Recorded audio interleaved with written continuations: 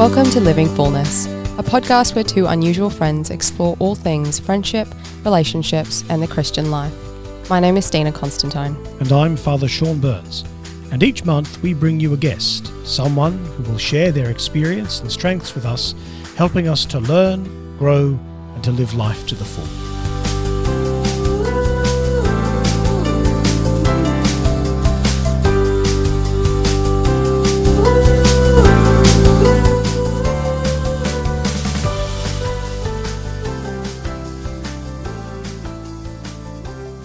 Hello and welcome back to yet another episode of Living Fullness. We are excited as always to have you here with us. Whether you're listening through your earpiece in your car or in your home, you are most welcome. We have a rather special guest here today, Padre. We do. It's a pleasure to welcome and introduce the Bishop of Wagga Wagga, our bishop. And Bishop was consecrated a bishop in 2014. December the 17th, December the 17th, 2014. 7:30 p.m. 7:30 p.m. Beautiful. Well, and you were consecrated Bishop of Auxiliary Bishop of Melbourne, and actually the Bishop of Garba. And the Bishop, that's right, because every auxiliary bishop needs a diocese. Yeah, so I had a diocese, some ancient diocese in Africa, in Libya, which is mostly covered in sand and got a little bit of stone sticking out, and that's Garba. That was your diocese that you were in charge of. Okay, all right. And so from 2014, were you asked to look after any particular part of Melbourne, or? Melbourne divides itself into four parts, north, south, east and west. And so I was Bishop of the east of Melbourne for about 15 months and then the Bishop in the west for about 3 years. Okay, sure. And then in 2020, Pope Francis called you to Wagga Wagga. Not directly. Yes. Not directly. I got a phone call from the nuncio, and the nuncio said to me. So the last time I spoke to a nuncio was when I became a bishop. So I figured on the phone. So I figured that something was happening, and the nuncio rang me, and I was expecting him to say that Pope Francis would like you to go to Port Pirie because that had been vacant for a while. He said, the Holy Father would like you to go to Wagga Wagga. And I said, just let me sit down for a minute, because that came as a total surprise. Sure. Okay. Well, we're really, really grateful that you said yes, Bishop. So thank you. Bishop, what does your day look like?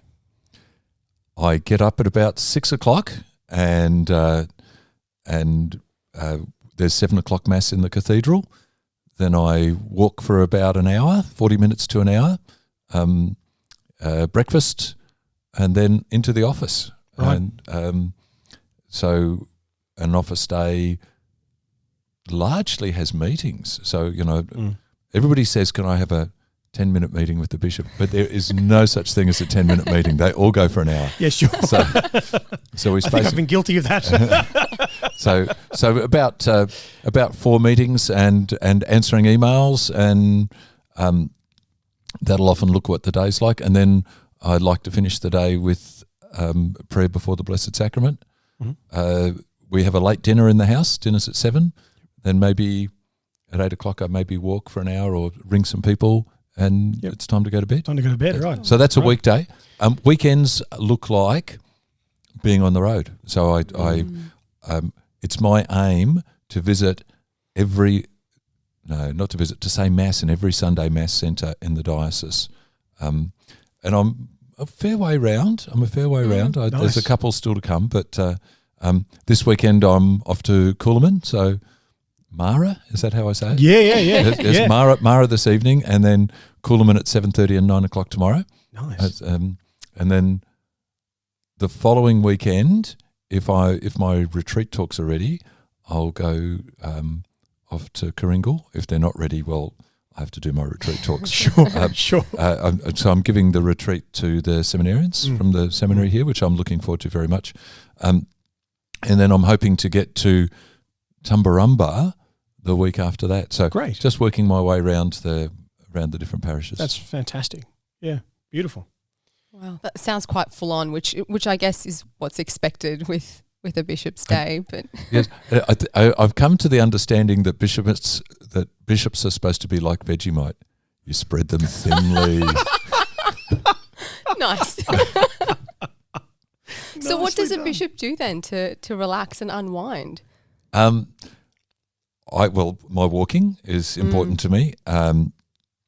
Phoning family and friends, and the highlight of my relaxation is playing bridge. So Okay. bridge is a card game. It comes from the same family as euchre, 500, solo.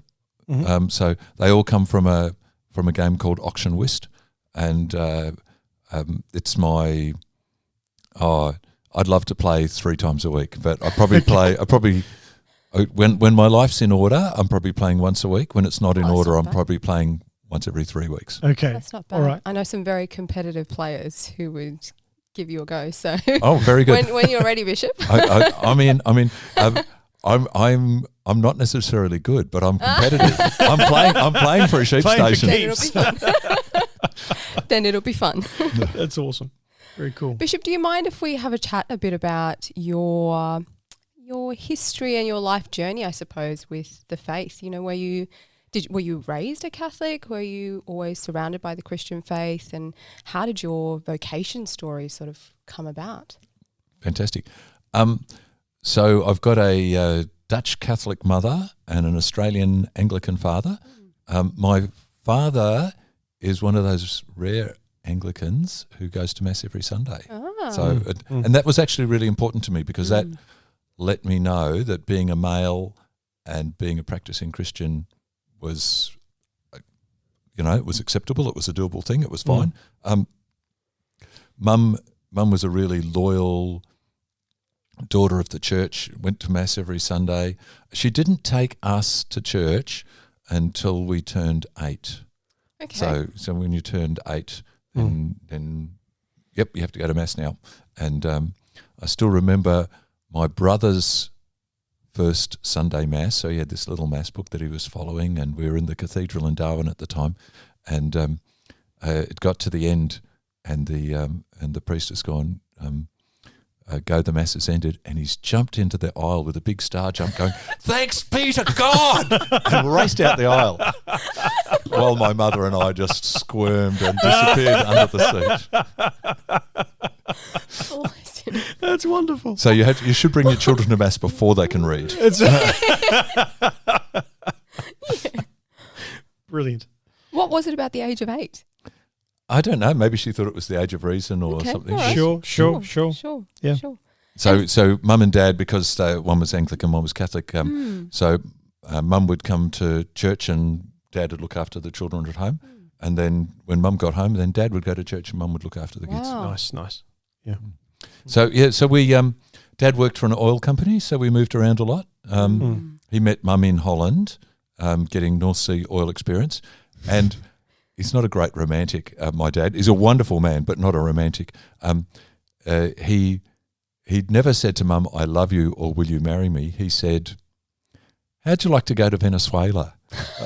That was a marriage proposal in those days. And then I was born in Indonesia, as was the next brother down. Then my sister was born in Adelaide, a brother born in Darwin, and high schooling in Melbourne. And in Melbourne, I went to Mazenod College, which is run by the Oblates of Mary Immaculate, and it's a big part of my vocation story. So Pat Moroney, who just finished the year before I started, so when I started year 7, he'd left the college when I was in year 6. But the story was out in the school community that he'd gone to Indonesia as a missionary. And so that was in my head, the Oblates missionaries go to Indonesia, which of course is where I come from. Yes. Then I got to year 12, and every year you know what you're going to do next year. Like in year 9, you're going to do year 10. Well, Form 3, Form 4 as it was in those days. Sure. Yeah.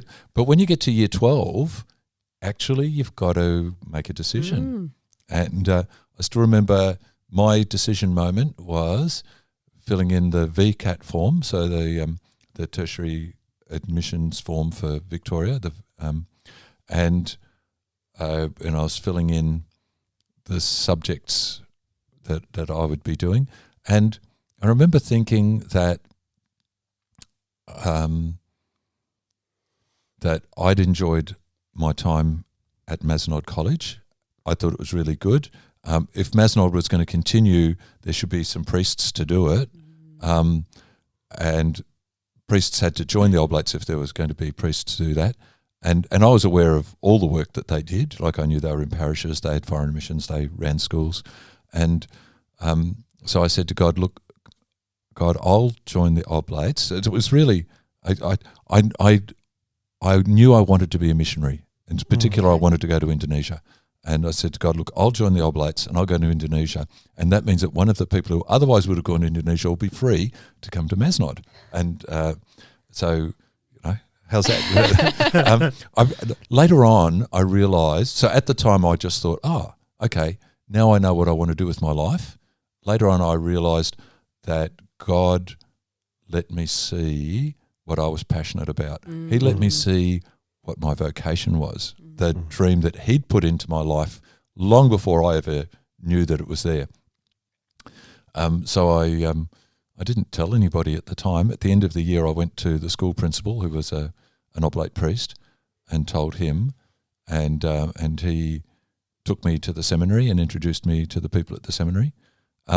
I never told my father. I told my mum. Mum, I'm thinking that I'd be a priest, and she said, okay, as long as it makes you happy, and she told Dad for me. She was really keen that I finish a degree. Okay. So I went to the seminary, and they said, well, look, we've just started this new system where when somebody comes to us, they don't join straight away, but they have a year, we call it postulancy, where they stay in contact with us, like they live here for half the year or a third of the year, and they get a job or they go to uni or something like that. I'd had a part-time job and I knew I didn't want to do more of that. So I said, I'll go to uni. And then, so that day back in the middle of the year when I was putting down my uni courses, I put down the courses in the order that I wanted to do them rather than the order of difficulty to get into. Sure. So at the top of the list, the one I most wanted to do was science at Monash, because Monash was just down the road. And the next one was science at Melbourne, then it was medicine at Monash, then it was medicine at Melbourne. And I missed out on medicine at Monash by like that much. But no, I didn't want to do it. But but it's I'm pleased I didn't put it at the top. It might have been dangerous. I'm pleased I put at the top what I wanted. So I went to Monash and I did a science degree, and I came back at the I almost failed my first year at Monash. I played bridge. I probably played between 20 and 40 hours a week of bridge a week. Wow. For 2/3 of the year. And then in the third term, I went to the seminary, like to keep the contact of the seminary, and I studied my little bottom off, and I passed. But I went from getting, like 78, 80, 82 to getting 56, 58, 59, 60. Right. So I loved my time at Monash. The next year I picked up cricket and football as well as my bridge, but I also was a bit more disciplined with ongoing study. Sure. But the next 2 years at Monash were really a story of working my way back up to credits and distinctions, because you can't go from 50 to 80. You've got to go You've got to work your way up. You've got to go through 60 and 70 on the way there. Sure. Yeah. For sure. So so then I joined the seminary at the end of my time at university, having kept in contact with them, and at the end of my ordination, you get to write to the Superior General. So I wrote to the Superior General in Rome and said, I'd like to go to Indonesia as a missionary, but Indonesia falls under the Australian province, so if you assign me to Australia, that'd be really cool. And so I got an assignment to Australia, and the Australians obviously didn't read my letter, they just saw his letter, and they said, look, we think that for your first posting, probably schools would be good, and we're going to send you to Mazenod. So here's this guy who wanted to be a foreign missionary going back to the school he came from. But and I thought I'd be terrible because I didn't think I'd be a very good teacher. Oh. But God knows better than me. Yeah. I've discovered that a few times since, but that was a real awakening. And that was so he was this person who wanted to be a missionary, being a teacher in the school that he came from. And then after 3 years there, I was sent to Brisbane, and I was a teacher at the Catholic Boys High School in Brisbane called Iona. And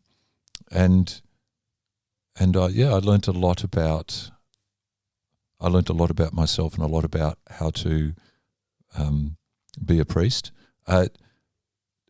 Interestingly, I think becoming a bishop, although at the time I was really sad when I became a bishop, I've actually quite enjoyed being a bishop, which is a surprise. I didn't think that would be the case, but one of the things that makes it meaningful for me is that being a bishop is a great way to be a missionary. So it's sort of like somewhere buried in that original dream, God was already working on me. Yeah, how beautiful. That's pretty cool. That's really beautiful. Yeah. And for our listeners, can I urge you to look at your dreams? It's like I know that this isn't particularly a vocations podcast, and I'm not particularly talking about priesthood vocations. I'm talking about your call from God, which might be to be a teacher, it might be to be a mum or a dad. In fact, could easily be to be, a dad and a teacher, or a mum and a businesswoman, or because God puts these things together and calls us to something, but to recognise the dream and then to do something to make the dream come true. So if your dream is to be a spaceman, find out what spacemen do and start doing it. And then what will happen is, if it really is a dream for you, you'll enjoy it. You'll enjoy doing the preparatory work and the ongoing work. But sometimes the dream that we think is our dream is actually a dream for someone else. And that's, if you do it and you go, you know what, I don't like this, that's a sign that it's a dream for someone else and not a dream for you. Sure. Go back and look for the dream that God gave you. For sure. For sure. That's really wise too. Yeah. I like that. Yeah.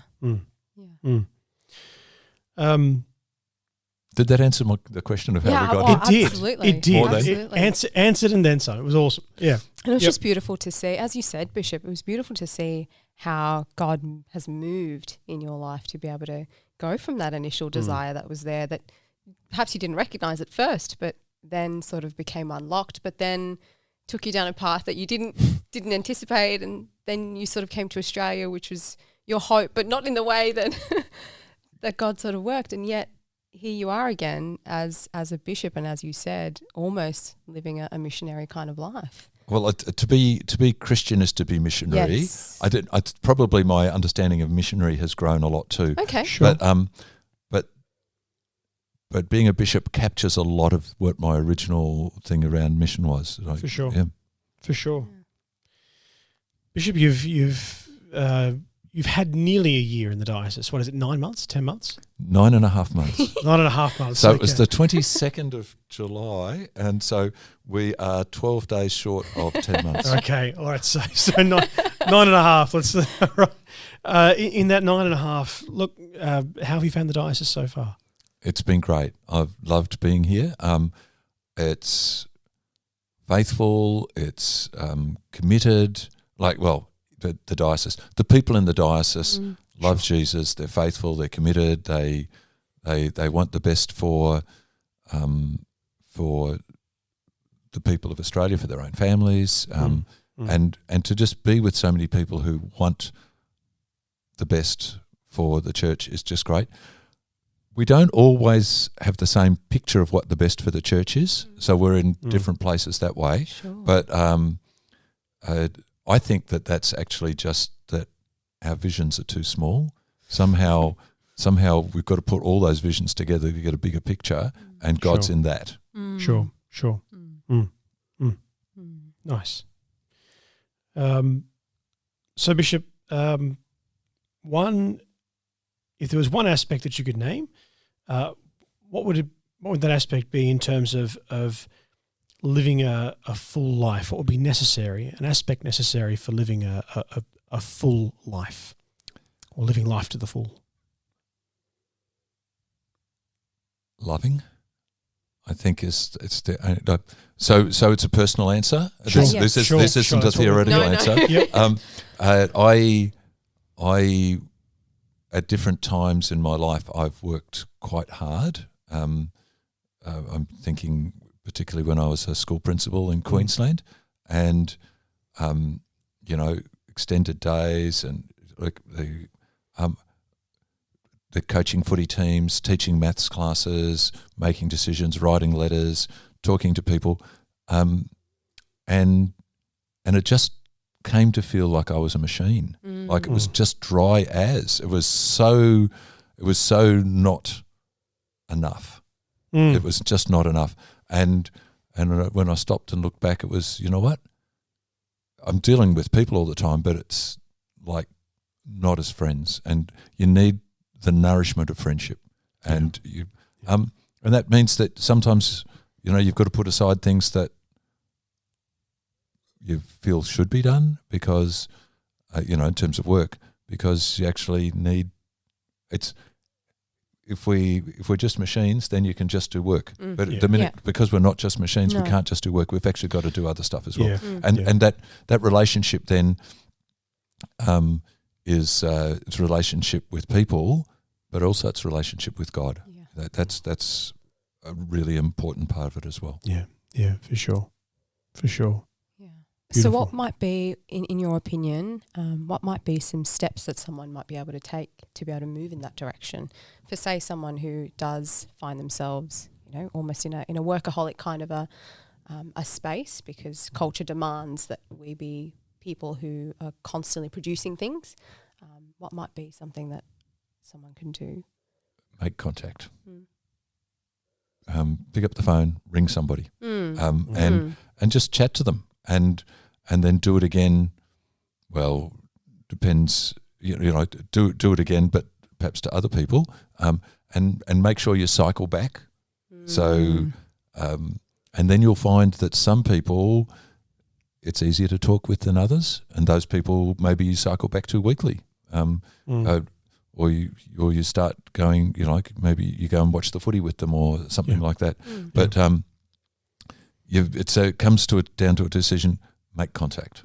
It's really simple. And then the first time you talk, maybe it'll be about your work, or maybe it'll be about the footy, or maybe it'll be about. But as time goes on, you can talk a little bit about something a little bit more personal. You can talk about your family and their family, and when appropriately, you can actually be vulnerable and talk about yourself and say, "This happened to me, and I feel." And that at that stage, you're really starting to be in the friendship mode. I think. More beyond acquaintance into friendship. Yeah, for sure. When you can be in a place where you can be a bit more vulnerable. Yeah, absolutely. I think being vulnerable is what's required for friendship, and the gospel for this Sunday, Jesus does just that. Yeah, he goes into Thomas, and he doesn't show him his glory. Yeah, put your hands here. Yeah, come and feel the wounds. Yeah.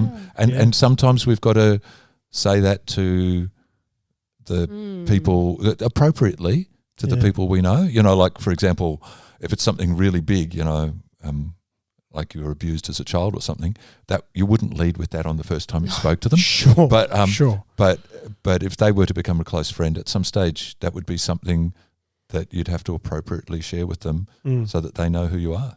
Yeah. That's a really awesome analogy to draw between the gospel. That's. I think you've just helped me with my homily preparation for Sunday, Bishop. Well, and the hand, to put your fingers in the hands is one thing, but how about put your hand in the hole in the side? That's really intimate. Yeah, and in there's where the heart is. Yeah. Come and touch my heart. Yeah, come and touch my heart. That's maybe that's the sharing. beautiful. Yeah, that is beautiful. Yeah. Huh. Yeah. This next question, I suppose, comes back to friendship and to a reoccurring theme on this podcast where we've asked the question, can men and women be friends? And so I guess the question sort of swung back in your direction, Bishop. What do you think of male and female friendships? Do you think it's possible? Thank you. Did you ever see a movie called When Harry Met Sally? I haven't seen it. I've heard of it. I've seen it. Yeah. Okay, I think that puts us in a. Did you see it in the cinemas or did you see it on video? I saw it on video. Okay, It doesn't quite put us in the same generation, Bishop. I saw it in the cinemas. Yes. The question that Sally asks Harry is, do you think men and women can be friends, or does the sex thing get in the way? Yeah. Mm-hmm. And the answer is yes, men and women can be friends, and I need women friends. I need lots of women friends, as well as lots of male friends. And I think every couple does. A man and a wife, if they try to provide all of their relationship needs for each other, this is going to go very, very badly. Yeah. You need other couples. So you need to meet in appropriate ways with people. I wouldn't go visiting houses and stay with single women or even married women on their own with the husband not there. I'd be seeing them in a coffee shop, or I'd be meeting them in a group. The boundaries need to be right, and they need to be appropriate. But I share different things with women than I share with men, and I share in a different way. And I need to do that sharing. Otherwise it's back to being a machine again, or at least half machine. Yeah.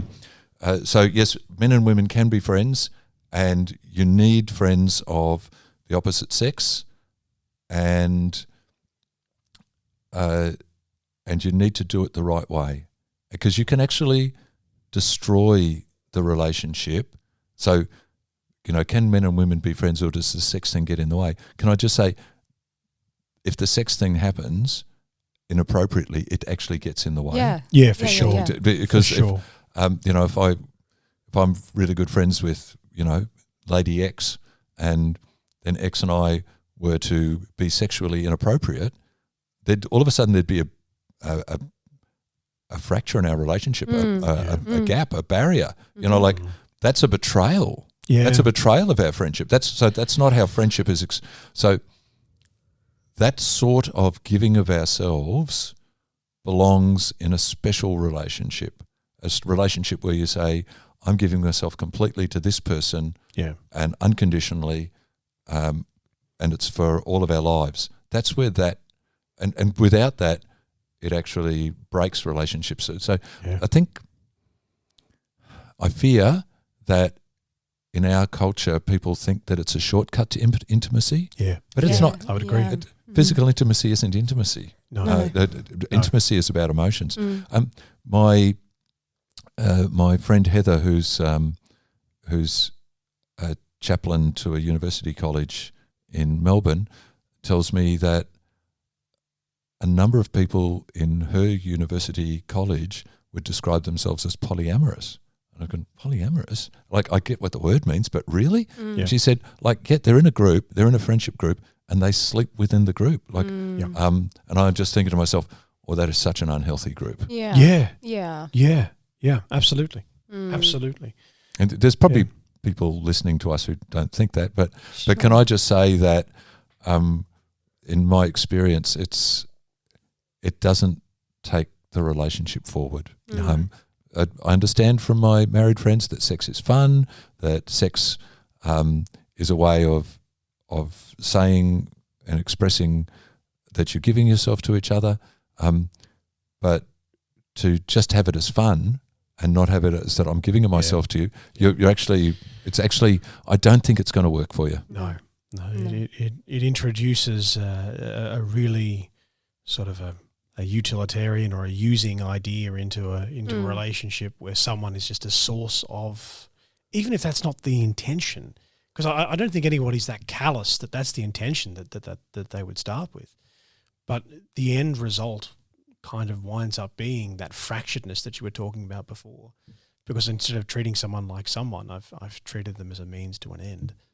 And treating them as someone means sharing who I am as a person with them and hearing who they are as a person. Yeah. And that's yeah, for sure. That's where it's so much more. And if you can't sustain a friendship without getting involved genitally, I think you're not going to have many friends. No, well, No. that's And you're certainly not going to have any long-term deep friends. Yeah, that's exactly right. Yeah.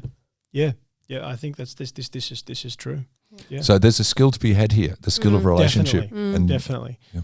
And boundaries, as you said before, Bishop, of I think being able to recognise that one of the things that we've spoken about on the podcast is that boundaries are often looked at as a bad thing, in the sense that if you have to put boundaries around something, then is it actually good to have the thing at all? You know, isn't it a sign that if you've got to have boundaries that the thing can't exist? And we would say no, that's not it at all. The fact that boundaries exist is not a sign that it can't exist. It's a sign that it can exist with boundaries to protect, with boundaries to guide. So some things are really precious. Yeah, That's exactly. Right. That's right. Exactly. Good fences make good neighbours. That's right. Yeah, exactly. So yeah, look, Bishop, thank you very much for that. That's those reflections are, I think, a really brilliant summary of yes, it can, and here's where it can go wrong if it's not treated with that preciousness that it should be. Yeah. Yes, in some ways, perhaps I'm just sort of thinking a bit further down. In some ways, perhaps what we're saying to people is, you're even more important to me than a sexual encounter with you. Yes. And spot on. And I don't want to lose that. Yeah. Spot on. That's what that little fence is I think about. that's right. Yep, exactly right. right. Exactly right. Yeah. Yep. To shift gears a little bit, Bishop, your relationship with Christ, if you were to sort of say what the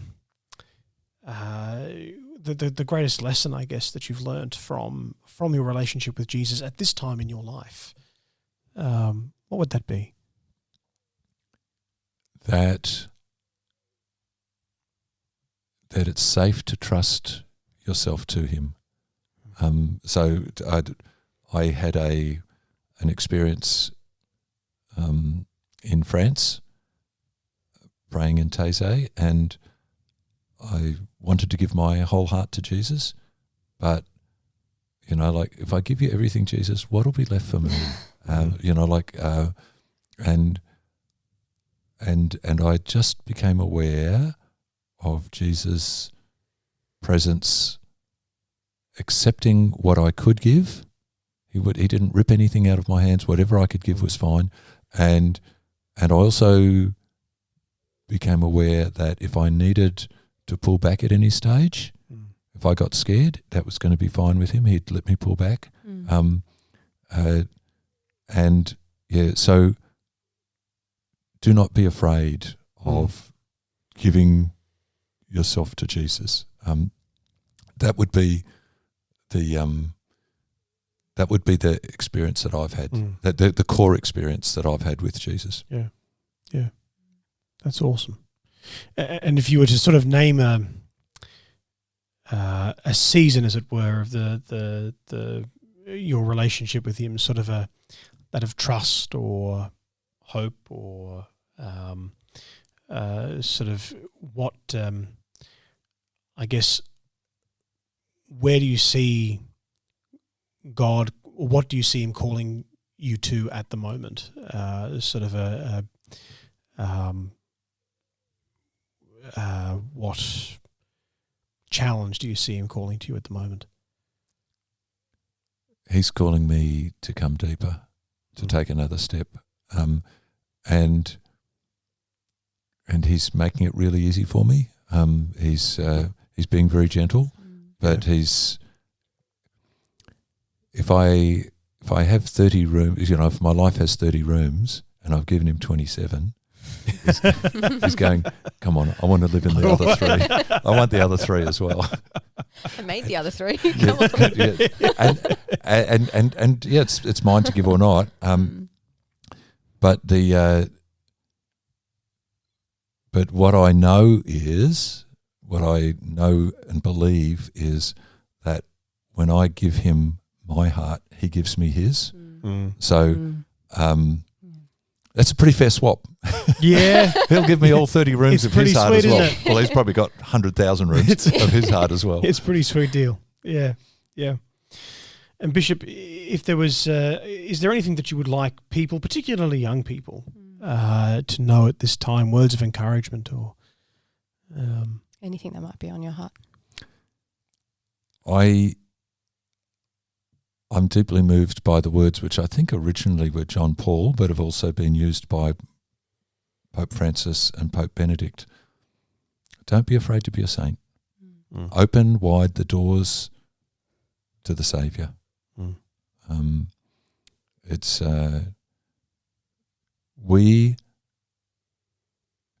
being a saint is it's not a plaster cast good thing. It's actually be a real person who's generous, who's loving, who's forgiving, who makes mistakes, but who has a laser-like focus on Jesus and loving people and loving Jesus.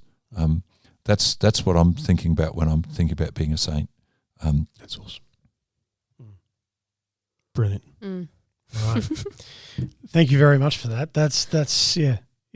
To be sometimes we probably put sanctity or sort of holiness in a category of unreachableness. That it's something that we can't attain to, but it's not the message Jesus gives us. Yes. Can I give a message about prayer? Go for it. Okay. I reckon that many of us, when we pray, we put on a mask to God. We put on so it's almost like if I'm going into a church or into a chapel, but it could be in your own private prayer as well. So I go into the church, I leave the bits of me that are angry, the bits of me that are upset, the bits of me that are envious, I leave them at the door and I go inside and I just show Jesus all these good bits and say, here you are, Jesus, I love you. Well, you know what? That's not real love. That's not very, that's pretty shallow. Really I have to go in there with my hurt, with my envy, with my jealousy, with my anger, and pray out of the anger, pray out of the jealousy and pray out of the hurt. And that's real prayer. That's then being real. Whereas the other stuff, the cardboard cutout, that's not real prayer. That's right. That's right. No, that's the Psalms you're talking about right there, isn't it? I mean, that's yeah. Not the Hallmark Psalms, but the Bible Psalms. The Hallmark Psalms. Nice. The Hallmark ones are just they just take all the nice that's right. bits about all the nice bits. Yeah. Yeah, but the Psalms have the bit about I want to take his children and smash their head on the rock. Right. We never do that. That's not what we do. No, but I can feel like that. I can feel really angry at someone. Absolutely. Yeah. The emotions are very real, and we can't push them aside. That again, that makes us into machines. You leave your emotions behind. Yeah. What are you? Yeah. Yes. Yep. Spot on. Spot on. Bishop, thank you for your time with us today. It's been wonderful to have this very short time with you, but I think so much has been covered, and you've said so much for us to think on and dwell on. And I hope I'm sure that our listeners have been able to pick up some of the gems that you've dropped for us today. So thank you. Very grateful. As a way of closing. Yeah, we might do a quick fun round, if that's all right with you, Bishop. Okay. We'll just ask a few. That's an okay with a question mark, isn't it? That's an okay with a question mark, yeah. We'll ask a few rapid fire questions and you just give us the first thing that come to mind. Okay. Yep. All right, first one, tea or coffee? Tea. Coffee is the devil's drink. It flatters only to deceive. It smells so good and it tastes rubbish. It's true. I agree with you. It also gives you a headache, so... I feel very in the minority here. Introvert or extrovert? I always thought I was an introvert, but how can anybody who needs attention be an introvert? I'm an extrovert. Fair enough. Honest answer. Sure, yep. Favorite movie or book? It's a book, and it's the trilogy of Lord of the Rings. Oh, There we go. Padre had bets on a different book. I had bets on a different book. I did. Sorry. Are we going fiction? I can go non-fiction. Non-fiction. My favourite would be Charles Taylor's A Secular Age. There you Would go. that That would have been. So you come second by a short nose. I did, yeah. That's brilliant. I'm really glad we didn't shake on that bet. That was. I should have. Charles Taylor's book is really insightful about what our world is like today, and that's why I love it. I would actually, I'd agree with that. I think he's Okay. as a sociologist, he's a brilliant diagnostician. He gives a very, very good explanation of what the situation is. Yeah, but his way forward is very vague, and he doesn't claim to give a way forward. Sure. But he wants to explain where we are and how we got here. Yeah. And that's Yeah. in almost 800 pages. He does that very well. Yeah, it was a slow read for me. I have to admit, it took me a while, but yeah. Favorite meal to cook? Pasta, matriciana, probably with penne matriciana. Okay. All right. All right. You're trapped on a desert island, Bishop, and you only have 3 things. What would they be? A 2-way radio, a flare, and a blanket. Very good. Eminently practical. We like it. Who was your first childhood best friend, and how old were you when you had that friend? My brother. So we moved around a lot, and so Dad working for an oil company, and so Keith was my first best friend. That's awesome. And probably I'd date that from when I was maybe 9 and he's maybe 7. We used, amongst other things, we made a billy cart, and we would go around Darwin collecting Coke bottles, empty Coke bottles, to cash them in, get the deposit to buy a real Coke bottle with Coke in it. And we both cut our feet open on broken glass at different times and stuff like that. But Keith's a wonderful person. Oh, that's beautiful. That is brilliant. That's beautiful. What's your favourite quality in friends? Look, I'm attracted by humour and laughter, but I think loyalty and caring would, it's fine to be attracted. It's like the moth comes to the light, but when you get to the light, you want to find something. Yeah. And that determination that they're going to be there for you. Yeah. Awesome. What's one thing people misunderstand about you? People think I'm much holier than I am. I don't think I'm super holy. In fact, I'm doing what I can, but I don't think I'm all very good at it. But lots of people think that because you're a bishop, you're a saint. Right. Okay. Sure. Sure. Your life gets turned into a biography. What would be the title of your biography? Bricks I have dropped. Oh. So when you do something embarrassing, that's dropping a brick. Yeah. I've got some wonderful embarrassing moments. We could do a whole podcast on one of those. Great. We'll have you back then, We'll have you Bishop. back. Did you actually have to think about that? Did No, that just come to you, or is that something you pre-thought? No. One of my friends is already writing. Oh, right, it for me. okay. Every time I meet him, he says, "What have you done now?" That's brilliant. And my title for his biography is "He Meant Well." He meant well. Brilliant. Oh. All right. And last one. What inspires you and makes you feel like your best self? Being with people who are sharing deeply about their relationship with Jesus that's a highlight for me. Yeah, and it does help me to be my best self. Awesome. Cool. So we all need church. Yeah. You know, like even the bishops need church. Yeah. Yep. Exactly. Exactly. Bishop, thank you so much for your time here today. I know you've got 100 million things to do, and you've made time for Stina, us. Father Burns, it's been a joy to be with you. It's been lots of fun. Thank you. Thank you so much, Bishop. Thank you. And thank you to all of you who've been listening or watching on our YouTube channel. We hope that you've enjoyed having Bishop here with us as much as we have. Yes. And have loved getting to know you a bit more as well. If there's a question that you wish we had have asked our Bishop, make sure you send that question in either on our Facebook group, Living Fullness, or on our Instagram page, also Living Fullness. Or you can put your comments, your questions in the box below the video, or if you know us, come and talk to us in person. But as always, we will see you next time. And until then, know about love and praise. God bless.